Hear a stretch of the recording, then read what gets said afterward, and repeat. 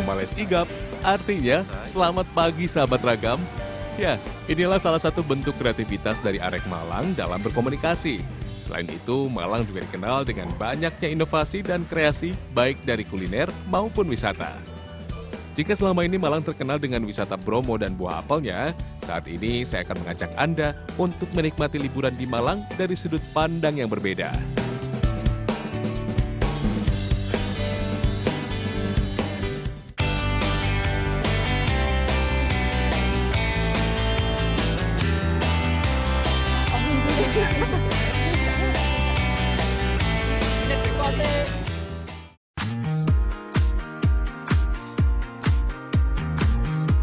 Sahabat, apakah Anda suka berwisata sambil menguji kemampuan mengingat dan berpikir?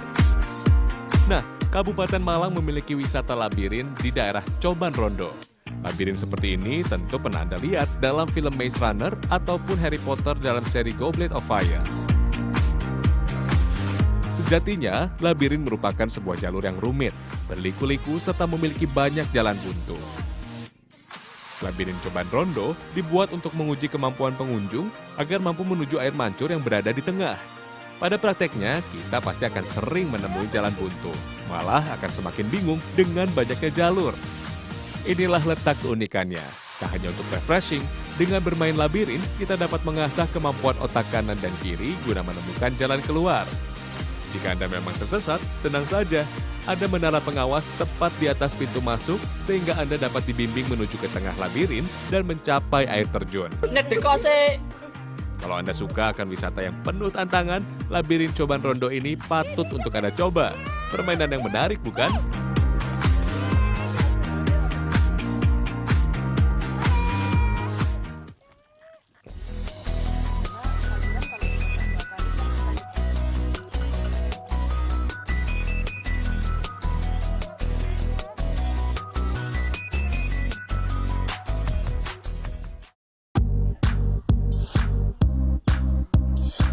Letih setelah mencari jalan keluar dari labirin, kini saatnya kita mengisi perut dengan penganan yang inovatif. Tentunya dengan memanfaatkan produk lokal, yaitu terong. Kalau biasanya terong digunakan untuk olahan dan juga masakan, kali ini kita akan mengolah terong menjadi brownies yang lezat. Mbak, ini pertama kita apa dulu? Yang pertama kita blender terongnya dulu. Kita blender terongnya, oke. Nah, untuk membuat brownies terong, bahan yang diperlukan yaitu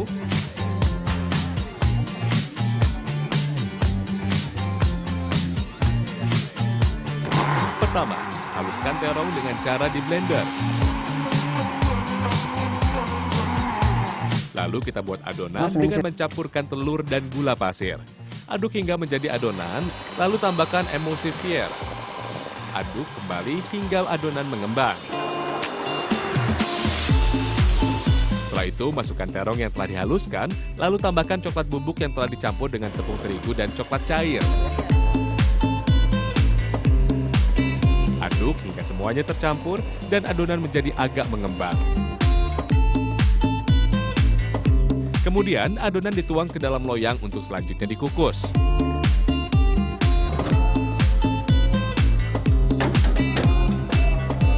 Mbak, ini memang harus pakai kain ini? Iya, biar uapnya nggak turun kena kue.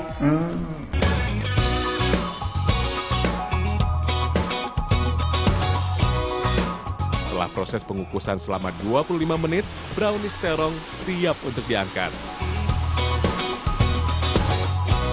Tuangkan brownies terong dalam cetakan persegi, lalu potong-potong sesuai ukuran. Nah, yang terakhir adalah mempercantik tampilan brownies agar menarik. Brownies terong dihias dengan topping dari coklat putih dan coklat merah. Hiasan brownies sesuai dengan minat Anda. Tampilan yang cantik membuat siapapun akan tertarik dan tak sabar untuk menikmatinya. Karena ini adalah brownies kukus, daya tahan brownies terong hanya 3 hari pada suhu ruang. Jika dimasukkan ke dalam lemari pendingin ataupun freezer, dapat tahan 7 hari hingga 1 bulan.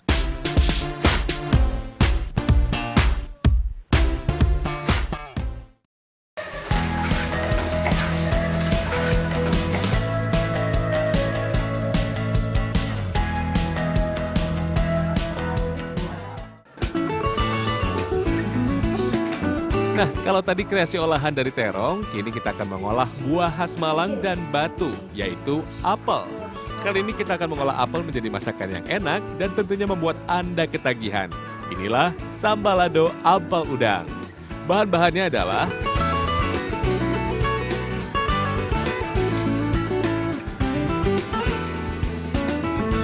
kalau bahan sudah siap, langsung saja kita mulai. Iris bumbu-bumbunya, mulai dari bawang putih, bawang merah, cabai rawit, cabai merah besar, dan tomat. Selanjutnya, panaskan minyak sayur untuk menumis udang.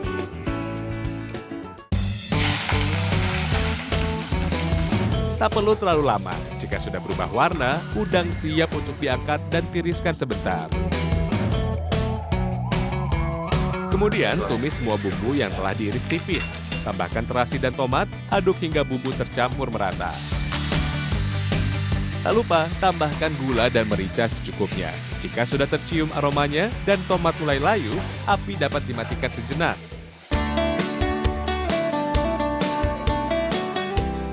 Selanjutnya iris tipis buah apel. Nyalakan api kembali dan masukkan udang terlebih dahulu. Lalu masukkan irisan apelnya, masak hingga matang. Setelah matang dan saatnya plating untuk menjadikan sambalado apel udang semakin menarik. Nah, inilah sambalado udang dengan tampilan yang menarik dan tentu saja menggugah selera. Sebagai pelengkap, sambalado apel udang ini disajikan bersama campuran nasi putih dengan nasi jagung. Untuk membuat sambalado apel udang ini menggunakan buah apel yang sudah matang sehingga rasanya terjaga dan mudah menyerap bumbu yang ada. Saatnya untuk makan. Namanya saja sambalado, sudah pasti rasa pedas akan mendominasi. Namun begitu, cita rasa apel tetap terasa dan bercampur dengan bumbu sambalado sehingga muncul rasa baru yang unik. Benar-benar kreasi kuliner yang menantang.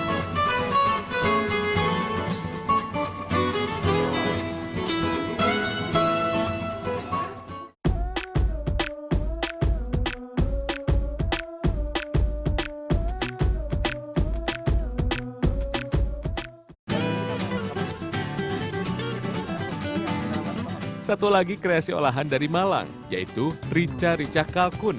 Jika biasanya rica-rica disajikan dengan bahan utama ayam, di sini kalkun menjadi pilihan utamanya.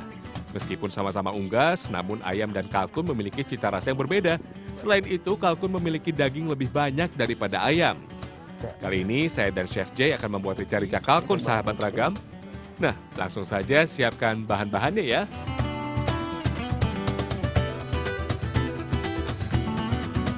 Untuk membuat rica-rica kalkun memang membutuhkan banyak bumbu dan rempah. Awalnya haluskan bumbu, selanjutnya panaskan minyak sayur dan tumis bumbu.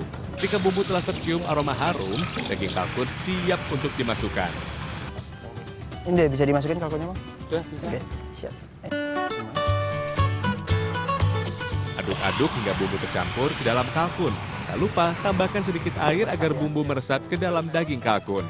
Selanjutnya, tunggu hingga aromanya keluar dan rica-rica kalkun siap untuk dihidangkan. Ini dia hasilnya. Menarik bukan? Anda tidak usah khawatir dengan kadar lemak dan kolesterol pada kalkun, karena kalkun memiliki lemak yang relatif sama dengan ayam kampung. Kita juga bisa menekan kadar lemaknya dengan memanggang kalkun dalam oven sebelum diolah. Selain itu, dengan mengolahnya menjadi masakan yang pedas atau mengandung banyak cabai, juga dapat menekan kadar kolesterol. Karena cabai mempunyai kemampuan untuk memicu kerja jantung sehingga kolesterol dapat ditekan. Rasa rica-rica kalkun pedas dan kaya akan rempah. Tekstur dagingnya yang padat menjadikan kita lebih dapat menikmatinya dalam setiap gigitan. Sedap!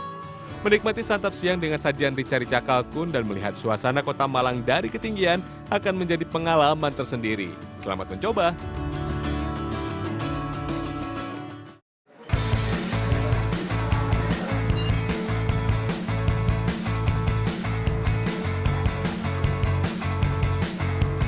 Gimana rasanya? Enak, enak, enak. Mau lagi?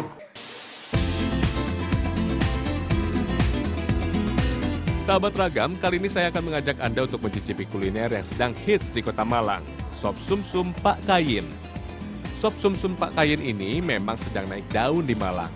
Rasanya yang enak dengan harga bersahabat membuat warung ini selalu ramai. Apalagi saat jam makan siang, Wah, siap-siap bersabar ya, karena memang kuliner yang satu ini banyak peminatnya.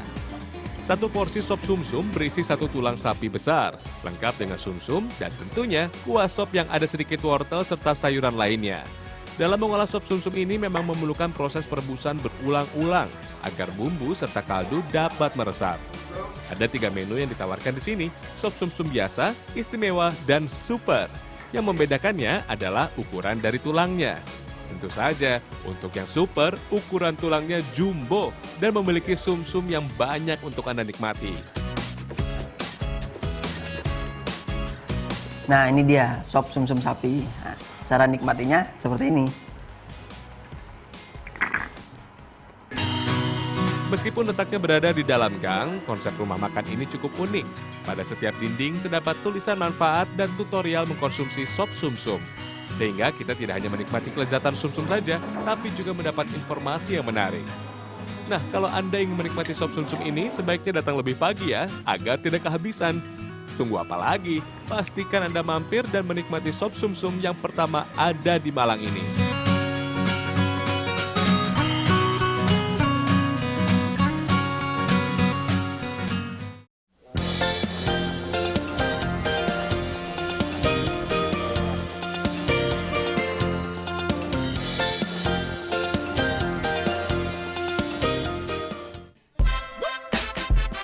Sahabat Ragam, selanjutnya kita akan melihat kreativitas area-area Malang membuat aneka furniture, mainan, dan aksesoris yang dibuat dari kardus.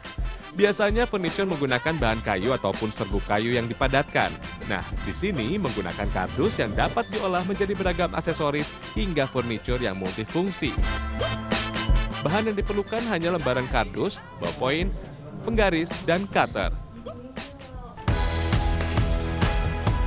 Kali ini kita akan membuat rak kecil yang dapat digunakan untuk meletakkan beragam aksesoris dan koleksi Anda. Pertama, buat polanya terlebih dahulu. Bentuk pola rak dengan menggaris setiap sisi untuk membentuk dinding rak. Lalu iris kardus dengan menggunakan cutter. Tapi jangan sampai tembus ataupun terbelah ya. Nah, kalau seperti ini, berarti bagian sisi dari rak sudah terbentuk. Sekarang tinggal buat pola alasnya. Alas rak mini ini berbentuk segitiga. Buat pola dan gunting kardus hingga menjadi segitiga. Jika alas sudah terbentuk seperti ini, tinggal merangkai menjadi raknya.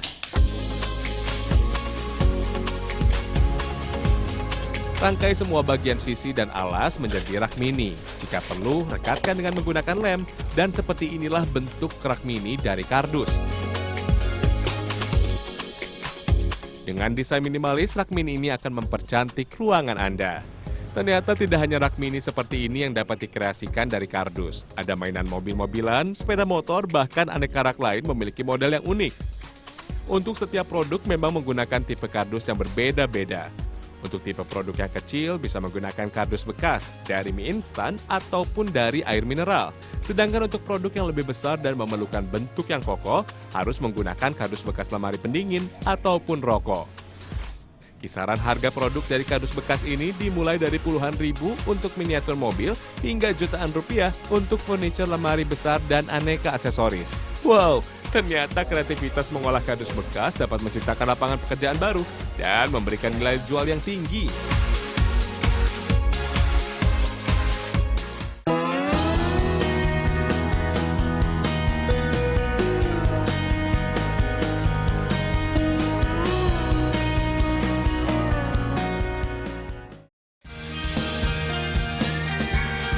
Sahabat, selain memiliki ragam kreasi dan olahan kreatif, Kabupaten Malang juga memiliki wisata dengan konsep Go Green and Back to Nature. Pada kawasan Celungup Mangrove, memiliki 8 pantai dengan berbagai pesona yang dimilikinya. Nah, kali ini saya akan mengunjungi 2 pantai yang menjadi tempat favorit saat berkunjung ke Celungup Mangrove. Berada di pesisir selatan Malang, Celungup Mangrove memiliki potensi wisata dan kekayaan ekosistem yang dikelola oleh masyarakat sekitar dengan baik. Uniknya, untuk masuk ke Celungup Mangrove, Anda harus memesan melalui telepon terlebih dahulu dan Anda akan menerima kode booking. Sesampainya di pintu gerbang, Anda akan disambut oleh pengelola setempat untuk konfirmasi kode booking dan mengecek barang bawaan yang berpotensi menjadi sampah seperti botol minuman, plastik, hingga pembalut. Semua barang akan dihitung dan saat Anda keluar akan dicek kembali. Jika jumlahnya tidak sesuai, Anda akan dikenai denda Rp100.000 per satu barang. Ya, Ya, ini adalah bentuk kearifan lokal dari masyarakat sekitar yang sadar akan lingkungan dan tetap menjaga kebersihan pantai dari sampah non-organik yang dapat merusak ekosistem. Setelah proses pemeriksaan, kita akan ditemani pemandu yang akan mengantar kita berkeliling Celungup Mangrove. Pemandu dimaksudkan untuk memberi informasi tentang pantai dan mangrove yang ada di sepanjang perjalanan. Jadi, kita bukan hanya liburan, tapi juga belajar menghargai alam dan mendapatkan banyak ilmu tentang ekosistem di sini. Dari pintu gerbang selanjutnya, saya meneruskan dengan berjalan kaki menuju Pantai Gatra. Di sepanjang perjalanan, Anda akan melihat deretan mangrove yang hijau membentang. Bahkan, kita dapat melewati deretan mangrove yang airnya sedang surut. Nah, sesampainya di Pantai Gatra, Anda akan melihat pemandangan yang luar biasa indah dan bersih. Tidak ada sampah. Selain pasir pantai yang putih, ombak yang tenang, dan beberapa batu karang berdiri tak jauh dari pantai, membuat Pantai Gatra menjadi semakin menawan. Serasa pantai pribadi ya, kita dapat merasakan ketenangan dan juga keindahan alamnya. Anda bebas untuk bermain air dan juga merasakan hembusan angin yang menerpa. Tak hanya itu, di Pantai Gatra kita dapat bermain kano. Nah, di sini memang spot yang asyik untuk bermain kano karena ombaknya yang tenang. Setelah menyewa kano dan mengenakan life jacket, saya mencoba merasakan sensasi berkano di sepanjang Pantai Gatra. Di Pantai Gatra, Anda juga diperbolehkan untuk berkemah dan mendirikan tenda, tentunya dengan sesuai aturan yang telah ditetapkan ya. Wah, asyiknya.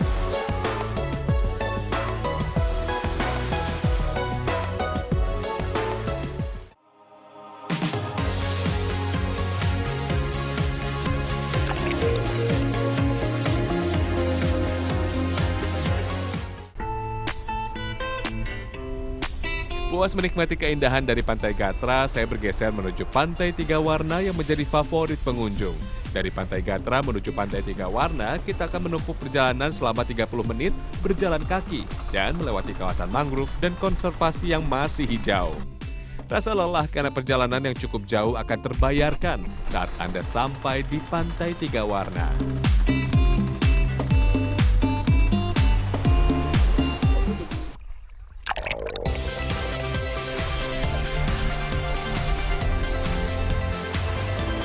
Ya, inilah Pantai Tiga Warna yang sedang hits di Malang. Gradasi warna yang terbentuk dari terumbu karang, air laut, dan pasir putih yang basah menjadikan pantai ini seolah memiliki 3 warna yang menawan. Nah, ada info penting yang perlu diketahui tentang Pantai Tiga Warna ini, sahabat Ragam.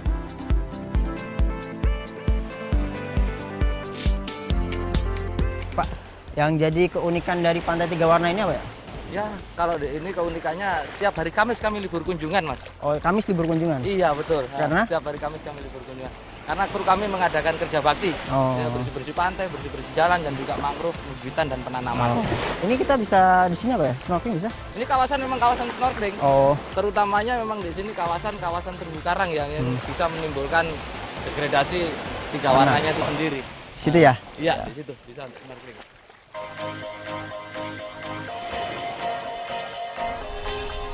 Nah, karena tadi dikatakan Pantai Tiga Warna merupakan spot untuk snorkeling, saya akan mencoba untuk melihat keindahan bawah laut yang ada.